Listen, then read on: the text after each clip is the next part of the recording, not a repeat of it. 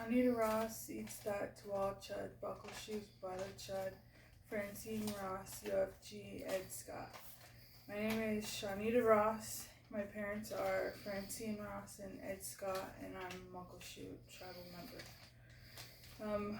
For this assignment, I went to the Elder Center that we have here on the reservation, and I asked some family if they could give me a family story, and they all asked me, what does that mean? And I said, well, I don't know, because that's what they told me. It's just a family story, so whatever you can think of, just tell me, and maybe I can use it. The only thing I told them was to not give me any drunk stories, which they told me was probably the best ones, but I figured for school that probably wasn't the best idea.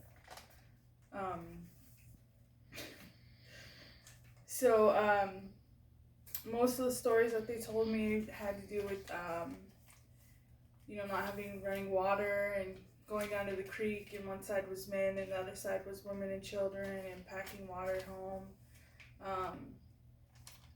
My uncle told me a story about how when he was in school, the teacher told him that because they were so understaffed that some of them would learn how to read and some of them wouldn't. And to this day, he still doesn't know how to read or write. My dad told me a story about how when my great-great-grandfather was a sheriff, he was considered the judge and the jury. So when his brother-in-law beat his sister, he jumped on his horse, went and found him and shot him, and then rode home, and that was kind of that. And back then, it was just as simple as that. And so the other things, like when my dad was a little kid, he used to talk about how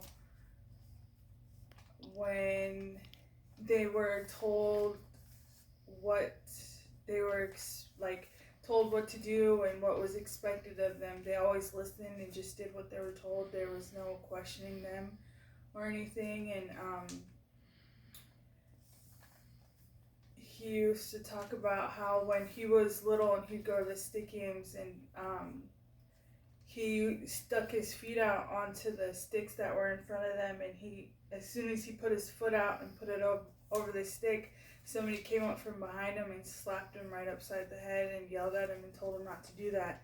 And it wasn't anybody he knew, and other people saw and nobody said nothing, and that's just how it was, and it's not like anybody got in trouble for it like these days, how people get in trouble for like child abuse and stuff like that. Like, it's just the way it was, and that's another part of what he talked about was at the stick games they used to have all this like gambling, like Wallooks and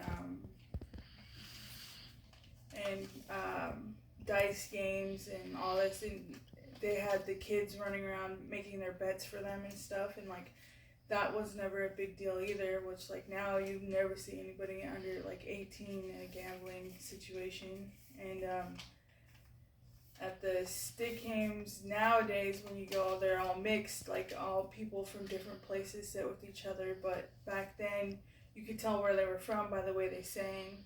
And so my Papa also told me about how not only being able to identify where you came from by the way they sang, but the way you looked, and sometimes even the way you walked. He said that you could tell like where a person was from the way that they walked or looked. And then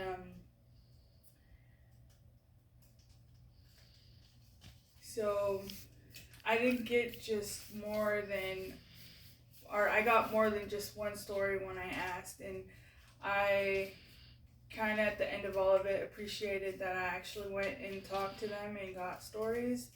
And so it kind of made me realize the stuff that I want to make sure that my son gets to learn when he gets older. So I just wanted to say thank you for the experience and the chance to do this, and thank you for your time. You need anything else? Yeah, I need you guys to turn it around and shoot you too. There's me and her mom. Okay, and then just